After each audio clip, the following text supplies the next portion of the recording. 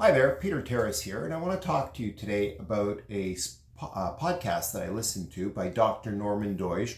He wrote an essay that he read on Jordan Peterson's podcast. It was a couple years ago, but I'm only making the video today, which is May 21st, 2026, just because there was something he said. It was a great podcast. I'd recommend that you listen to it, and I'm going to leave it in the comments so you can have the description to the Spotify podcast. But there was one thing he said in the podcast that sort of caught my attention.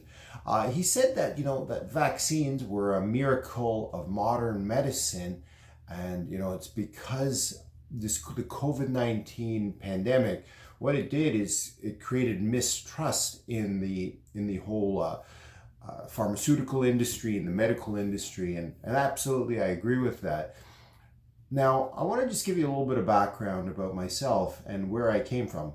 So my 6 kids, they all had their childhood vaccines. Even once, about 10 years ago, I was at the doctor and he asked me if I wanted my flu shot, and I got it. That would never happen now.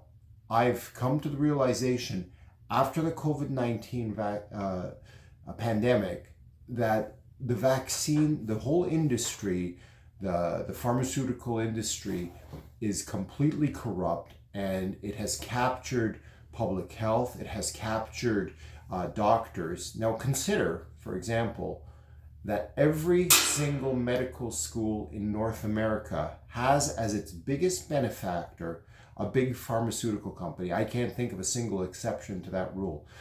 So he said that. He said this thing that, that vaccines are a modern miracle. Now think about who are the people that told us that the COVID-19 vaccine was 100% safe and effective. If you get the vaccine, this COVID-19 vaccine, you won't get COVID-19. It turned out it was wrong. Now, these same people are the ones telling me that all vaccines are a miracle of modern science. How do I know that? I don't know a single person who's had rubella. I don't know mumps. I haven't heard of anyone have mumps in 30 years. So how do I know which vaccines are actually ones that will help me and which ones are a cash grab like the COVID-19 vaccine? Now, one thing that he did talk about that I'd recommend you listen to it. I mean, he goes into a lot more detail. He talks about how there's no indemnity for pharmaceutical companies. So they can't get sued if there's any issues with their vaccine, for their childhood vaccines. It's because there has been so many issues with vaccines in the past that they were threatening to stop making them. So the government basically said, we're going to stop. We won't allow you to be sued so that you can just continue making these vaccines. This actually makes me a lot less comfortable and a lot more distrusting of the whole system.